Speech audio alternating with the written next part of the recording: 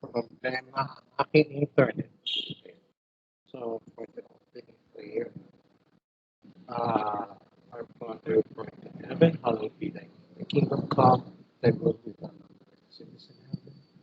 Give us this day our daily bread, and forgive us our trespasses, as we forgive those who trespass against us. And lead us not into temptation, but in omnibus glorificatur Deus, that in all things God glorified. So, our topic for today, for the recorded lesson, is Chapter 8, Organizational Structure. So, what's an organizational structure? So, it is a system that is used to define hierarchy and effective coordination of employees across organization. So, ito yung nagbibigay ng rango, kumbaga sa Tagalog. Sino yung nasa itaas, sino yung nasa baba. No? And also, kailangan magkaroon sila ng effective coordination. Kaya nga siya tinawag na organization. Because without effective coordination, there's no organization. No? Hindi sila organized. Second, it is a set of formal tasks assigned to individuals and departments. So, kanya-kanya silang toka ng trabaho. Ano ba yung dapat gawin ng accounting department? Ano ba dapat gawin ng sales department? Ano dapat gawin ng purchasing department, legal, and so on and so forth. And then number 3, it identifies formal reporting relationship. Kanino ka ba magre-report? Sino ba ang visor mo sa company? Sino ang mid-level manager? Sino yung pinaka nasa tuktok? Including lines of authority, decision responsibility, number of hierarchical levels, and span of manager's control. Hanggang saan lang ba yung kaya ng boss mo? Hanggang saan lang yung limit ng kapangyarihan niya? Sino may kakayahan kung ano ang desisyon? So, ito yung definition per se of the organizational structure. So, types of organizations. So, first we have the functional structure. Content for the lesson is in the book, except a few things here and there. So, a functional structure, members with similar skills. No? So, let's say sa accounting department, so most of the time, majority sa inyo have a degree in accounting, whether you are a CPA or not. So, let's say, sa construction department ka, you must have at least a background of architecture or civil engineering. Hindi pwede yung graduate ka ng psychology tapos naligaw ka sa construction. No, can't do. No? So, they are grouped together into functional departments. So, yun yung functional such as production, marketing, finance, and HR. So, the simple structure is commonly found in business organizations that have one or a few products or services.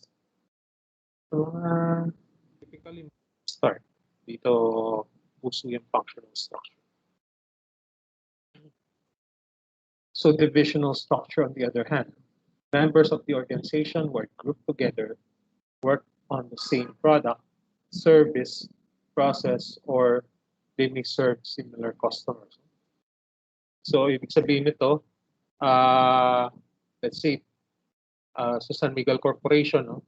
On the same product, yung isa nandun sa flour division, yung isa nandun sa meats, or yung iba nandun sa beverages.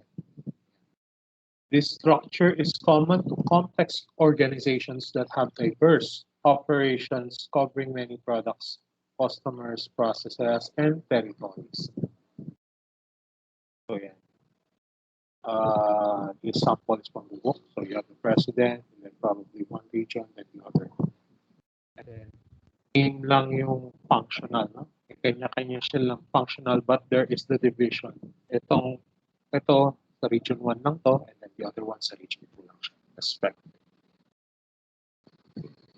The third is the matrix structure. So it's a combination of both functional and divisional structures. So there are specialists from specific functional departments that are assigned to work on one or more interdisciplinary teams. So this project type consists, uh, type structure consists of permanent teams that cut across functional departments to specific products, projects, or programs. So yung isang empleyado, no, each employee has two bosses, the functional and the project leader. Pakita ko yung sample nila. So, ito yung from the book. So, functional unit, may boss ka rito, project, may boss ka rito. So, you have the common manager to report. Ito, sample na to. So, you have, so let's say dito ka, so nagre-report ka not only to the Human Resources Department, but also for Product Division 1. No? So, hence, it's called the matrix. So, if you're working naman sa accounting department, and then you're working, let's say, sa flour division, San Miguel, so you're working not only just for the accounting department, but also for the product division.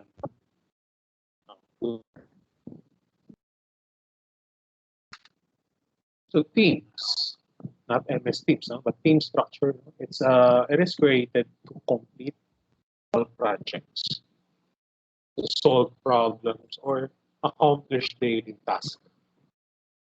So they may be composed of permanent and temporary. No? So pwedeng pangmatagalan, pwedeng panandalian lamang ang isang team. Some are convened as task forces. No? So if you're familiar with the IATF, no? Yeah, task force, interagency task force to handle specific activities. So a team may be composed of multidisciplinary or multi-specialist members. Okay. Who use their own expertise to achieve specific objectives. So the team is cohesive, no? So united sila, and they are focused on the timely and effective. So keyword, and effective completion. So ginawa yung teams na yan para may matapos, no? Timely and effective completion of their assigned project or responsibility. Yan. So isang team, pwedeng ganyan sila, no? Yan. So they reported, no? They report. So let's say this is team 1, team 2, team 3. Yan.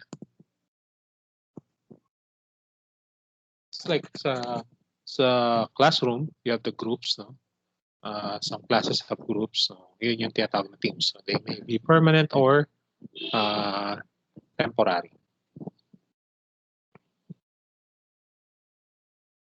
So network, no? Ayan, nabanggit ko task force kanina. It is formed by having a core of full-time employees working together with outside partners who provide support or supplies. It employs minimal staff and mostly contracts out or outsources the work to be done. So, madalas yan nangyayari ngayon sa mga HR.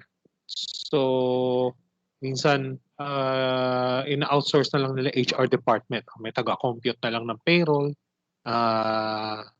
Papasa lang nila. Anong oras nag-login, pato nila doon sa contract, sa outsourced HR department. So, pwede rin yung, let's say sa construction, no, sa mga developer, yung interior designer, naka-outsource yan. Rather than have a full-time interior design studio or firm, you know, just when you need it, saka ka lang kukuha ng professional service. That's the only time you will render services. So there are 3 forms of network, namely the task force, o nabanggit ko kanina, task force, the committee, and the collegial form.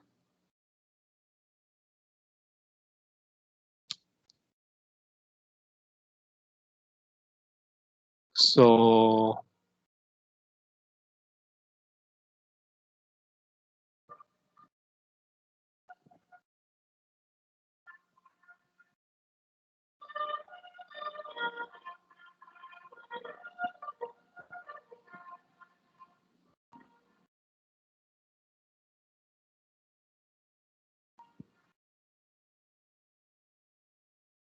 Okay. So yung task force, no, characteristics has well-defined performance standards that must be accomplished in a specific time. So let's say IATF, no, it's formed not as a permanent task force, no. So pwedeng again, uh, it is disbanded once it's accomplished. So habang nandyan pa rin yung kailangan tapusin, hindi siya pwede basta-bastang i-disband, no. Uh, Interdependence among members and provides the flexibility, no? So isa yan sa magandang characteristic ng task force.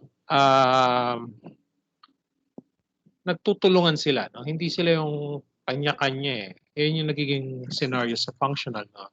Accounting matters lang ang problema, and then the construction or purchasing issues lang ang problema. No? Dito, meron silang constant communication o ano na ba nangyayari sa inyo, ano na ba kailangan gawin, ano bang pwede namin itulong. So flexibility and efficiency required to accomplish a major task or project identified in the organization. So syempre, kailangan alam mo muna yung kailangan gawin sa isang, hindi pwedeng magtatayo ka ng course for the sake of nothing. You must do something for the sake of something. Committee, no? Sorry. It is composed of selected members from different backgrounds. Again, ito may be temporary or permanent. It brings together diverse inputs and perspective into top-level decision making. So pwedeng ginawa mo lang siya just to help the upper management, no, to make a certain decision, no? So pwedeng it's just a new point of view, no? Let's say ayaw na makialam ng manager, kung ano yung maging decision ng committee, then pwedeng i-uphold lang ng top level yan. So let's say sabi ng committee, kailangan magbago tayo ng kailangan magbago na tayo ng strategy, then the upper level will just approve it or veto it. It is a preferred structure when the goal involves workload that must be spread across members. No? Okay.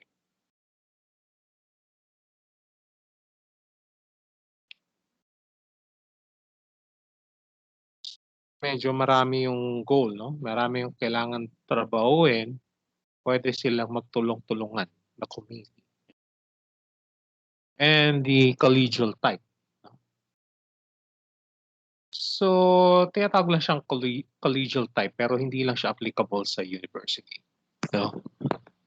So again, commonly found in universities and professional organizations like in the case of CPAs, yung Philippine Institute of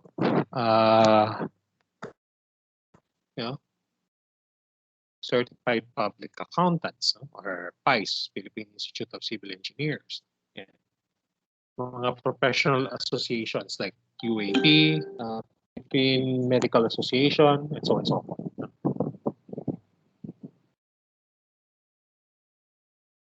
So the decision making of these type of structure, no, is highly democratic. No? Hindi siya yung tipong authoritarian or autocratic. No? It enables highly skilled members to work with only minimal guidelines and supervision. No? Lalo na kung professional association yan. So, bigay mo lang guidelines, then they will work it out. No?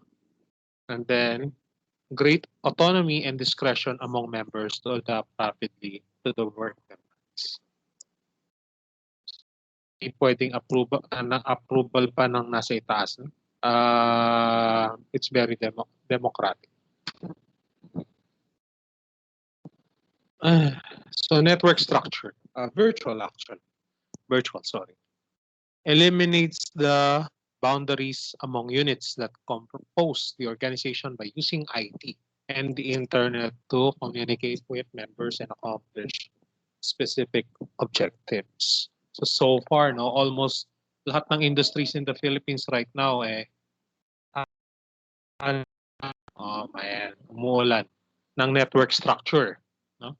Like sa mga teachers, we're using MS Teams, the internet to constantly coordinate with each other to communicate. No?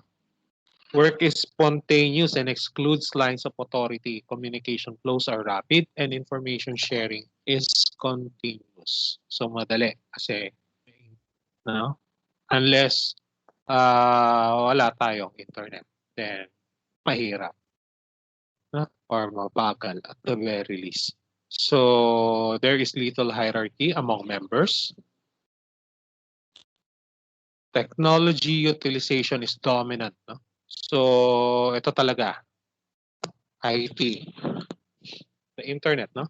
Today's digital age allows for instantaneous communication. So let's say, even nung mga 2 or 3 years ago, let's say nasa Malaysia ako or nasa Cebu ako, nakakapag-report pa rin ako sa class. No? Just in case I have to report on something and I'm not present. No? I-record ko lang sarili ko and then send it to the PowerPoint slides and then bahala na yung mga groupmates ko to upload it. No? Or pwedeng active din ako sa class ito. Whether nire-record yung discussion like what I'm doing right now. So collaboration also happens through means. So let's say right now, students of Pasig Catholic College, you submit your modules to your professors, to your teachers via MS Teams or ano ba? Or yung Genyo, no? Then you attend classes either on Zoom or MS Teams. Yung ibang schools naman, they use the Google Classroom. Ito, sample virtual network. No? So, pwede yung manufacturer mo, let's say nagtayo ka ng company na PCC, ano ba, appliances. No? Yung manufacturer mo, China, yung designer mo nasa Germany, yung HR mo nasa India, yung marketer mo, let's say, nasa US. Pwede ganong scenario. So, what are the advantages and disadvantages of each structure? So, hindi pwedeng lahat may advantage. So, yung mga mahilig manood ng anime dyan, sabi nga nila, no matter how strong the jutsu, there's always an equivalent weakness. No? Kung gaano kalakas yung jutsu or in this case yung structure, ganun din kalaki yung glaring weakness or disadvantage niya. So, for functional, efficient use of resources, economies of scale, in-depth skill and specialization and development, tapos top manager, direction and control. So, ano yung disadvantage? Ayan. So, poor communication, which is, so minsan updated yung accounting department pero yung HR hindi. No? It happens. Or yung HR alam tapos hindi naman nila na-inseminate sa mga empleyado for having a problem. No? Slow response to external changes. No? Laging innovation. Because functional is one of the traditional structural approaches. No? So, naiiwan ka. Decisions are concentrated at the top. No? So, di lang naman isa ang decision ng top hierarchy every day. No? Marami yan. So, nagiging embudo yung decision sa top management. No? Instead na i-report na lang ng mid-level manager yung problem and the solution, no. Lahat, boss, ano bang gagawin natin dito? Boss, ano bang pwedeng solution dito? I mean,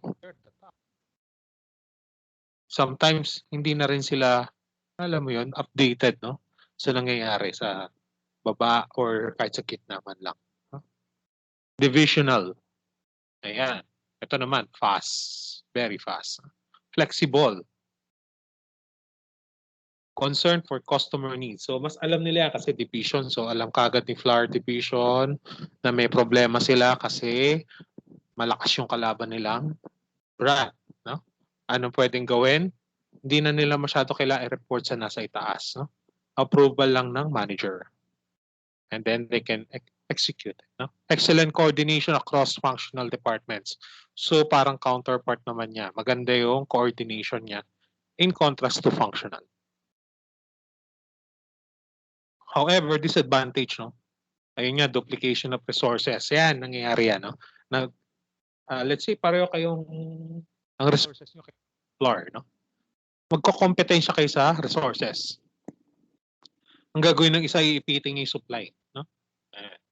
Or pondo. Mga pondo-pondo, sabihin ng isa, kailangan ko ng ganito karaming pondo.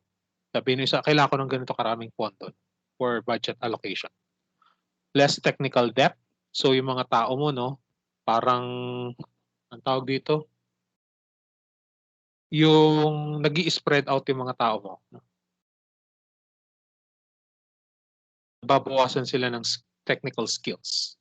No? Not skills per se, but yung technical and poor coordination across divisions. So, let's say, nabanggit ko na San Miguel Corporation, no? Si flour versus yung frozen foods versus yung beverages, medyo limited yung coordination nila. No? Ayan. Matrix. Effective use of resources than single hierarchy.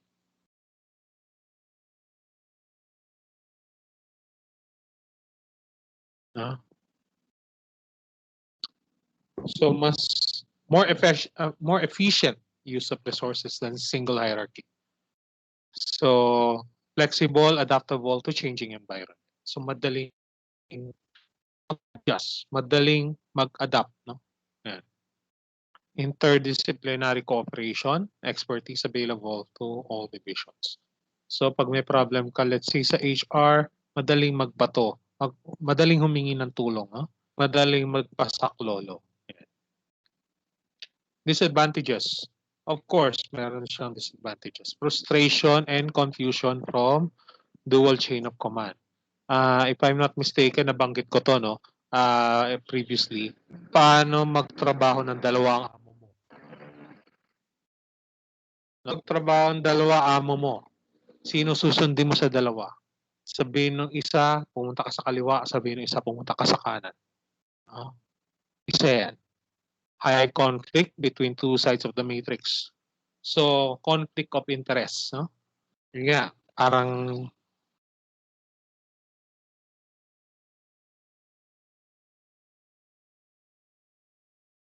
yung kanina, no? Iba yung gusto ng isang department, iba naman yung gusto ng isa.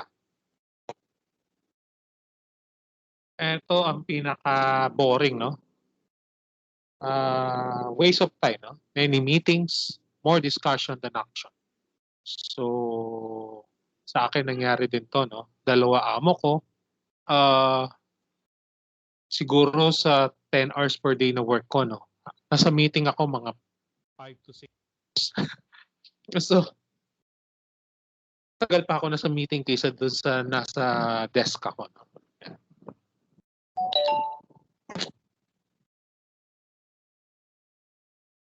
So, team structure, reduce barriers among departments. Of course, wala nang barrier. Mas madali, mas efficient. Shorter response time, quicker decisions, better morale, enthusiasm from employee involvement. Disadvantages. No? So, para kang dual loyalties and conflict. No? So, saan ka ba lalagay? Dito sa isa o dun sa isa? No? Ito, isa pa rin, time and resources spent on meetings. And unplanned, no? Wala sa plano minsan itong mga team. Team unplanned, decentralization.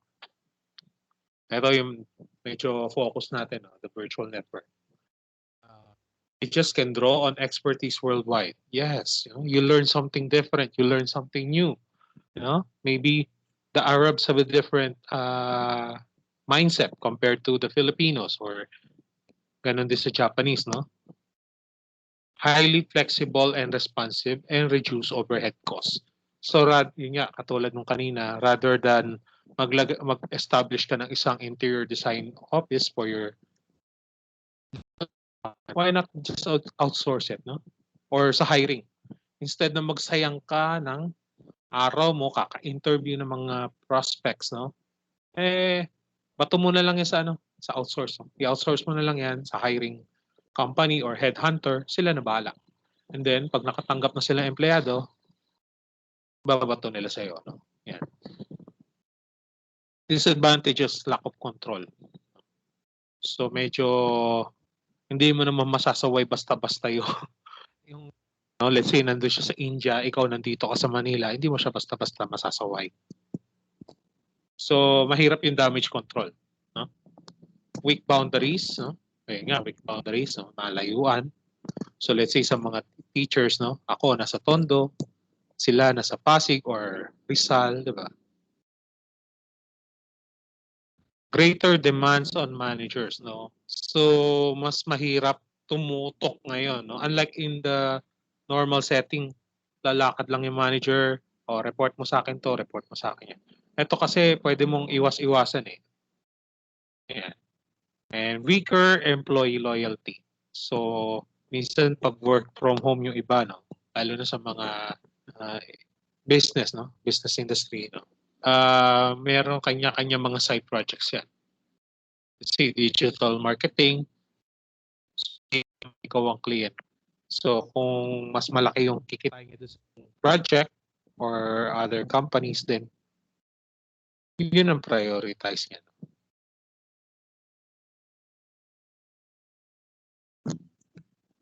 Formal and informal organizations.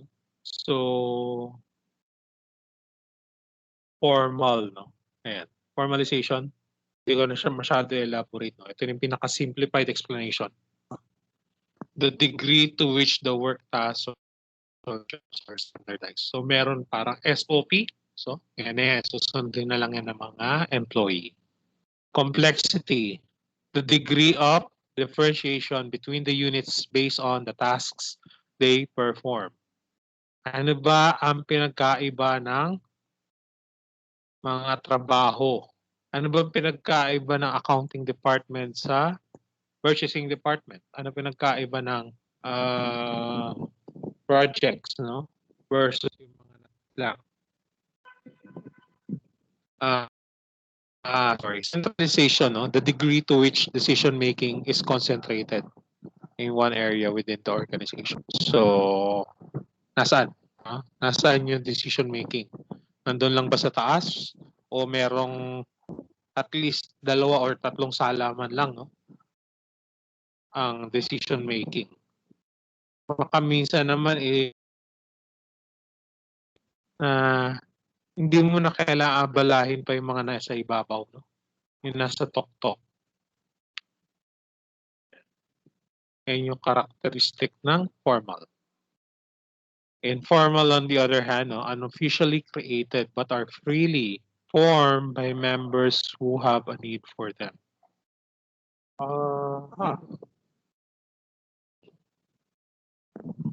It is also called the shadow organization, the formal organization. So, hindi siya katsuki, no? Meron silang control, no? Typically, ang gumagawa nito ay yung mga heads of departments. So, meron silang parang group, no? Na they can discuss what to do, no? To help each other. And then relationships among members are not specified but can be observed. So lalo na kung magkakaranggo naman kayo, pareho na kayong mga umangat sa organization, then meron na kayong protocols, though unspoken rule siya. Closing prayer.